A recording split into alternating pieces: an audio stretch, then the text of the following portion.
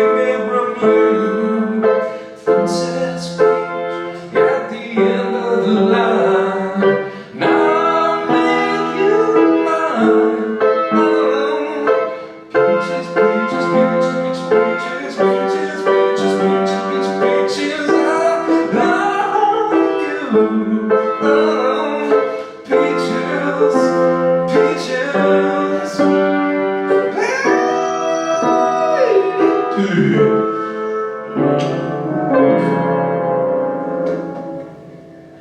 nailed it.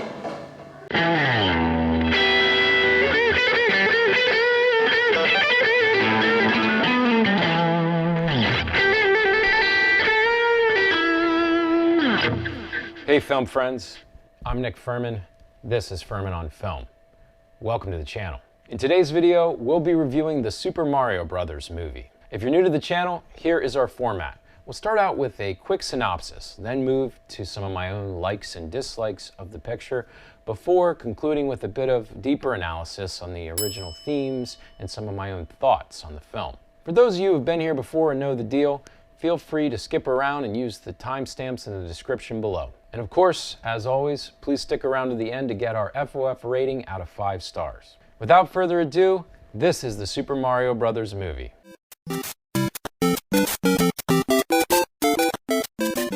A plumber from Brooklyn named Mario travels through the Mushroom Kingdom with a princess named Peach and an anthropomorphic mushroom named Toad to find his brother Luigi and to save the world from a ruthless, fire-breathing Koopa named Bowser.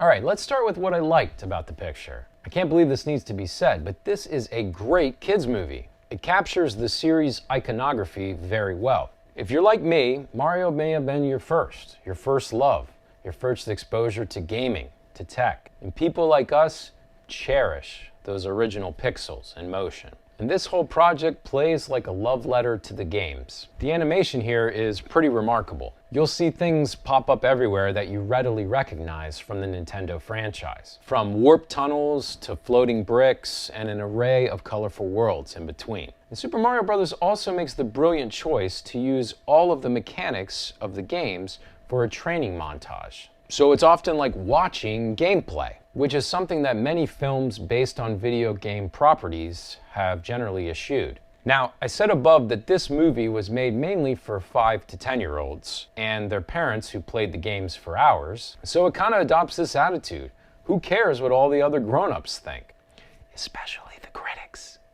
Case in point, my son as he walked out, 4-star film, Dad, hands down. Shifting gears, the Princess Peach storyline is also subtly subversive. It would appear that Mario is trying to woo her, but she was already a BA in her own right. She doesn't really need saving. In fact, she's the one who's leading the training. But most importantly, listen, Jack Black is a national treasure. The running gag of Bowser, world's oldest incel, loving Peach is my favorite part of the picture. And his rousing ballad is the best. Who would ever try to cover that thing? And the nihilistic little blue star with the death dream? Chef's kiss. Okay, let's move on to some of the things that I liked a little bit less. Well, I think it's important that we talk about the voice work here for a moment. You know, a lot of people came after the Chris Pratt casting. He's not Italian. He's certainly not the original Charles Martinet. It's me, Mario! But when you do some digging, things get kind of weird. One of the game designers, Umera, actually claimed that Mario was never Italian at all. He was actually Japanese. Yeah, let that sink in. But for this film, Mario and Luigi are canonically plumbers from Brooklyn. Okay, but everyone else from the family is strongly stereotypically Italian and voiced by actors of that ethnicity. So Pratt's work is fine. It's never really positive or negative. It's kind of nothing. But I have some things I need to say about Rogen and Fred Armisen. The former is funny, but he even said in interviews, look, I'm gonna play Donkey Kong like Seth Rogen. Take it or leave it. It mostly works. But Armisen as Cranky Kong, he may or may not just be doing Bernie Sanders. So honestly, I just wanted more of Jack Black.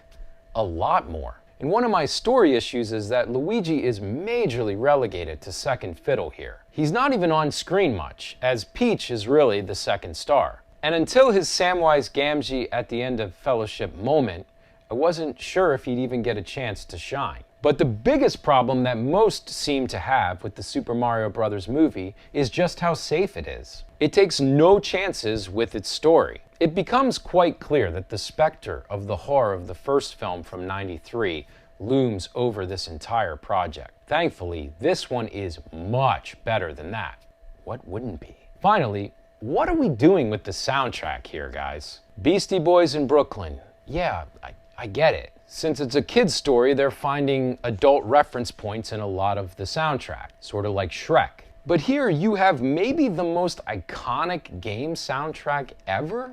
Just play us the hits.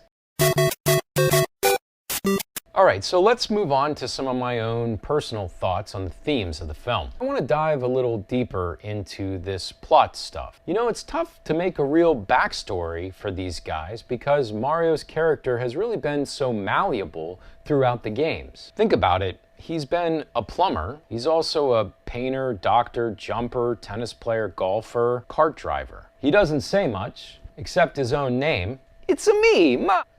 So building a backstory is tough, and I think we see that here too. The Brooklyn backplot either needs a lot more fleshing out or even less than we got, probably the latter. But I think the most interesting discussion here is in comparing this film with so much of the other animated fare that's come out in recent years. Let's face it, we can list them. The rise of Pixar over the last 2 decades, DreamWorks properties like Shrek, the Lego Movie, last year's Chip and Dale's, and on it goes. All of these films are not like Mario Brothers. Their tones are meta and winking. Their storylines are complicated and intricate. Their animation style is also creative, but often more flashy and in your face. The Super Mario Brothers is kind of light on comedy and has very few meta references. So there are really 2 ways that we could read this.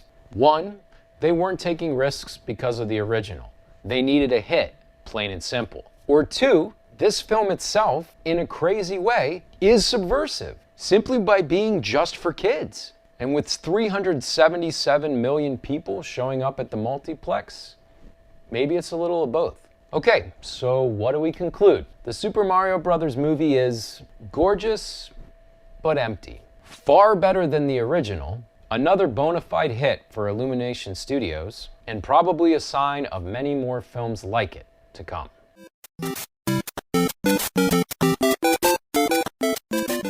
Well, there you have it. The only thing left to discuss is our rating for this film. FOF gives the Super Mario Bros. Movie 3 out of 5 stars.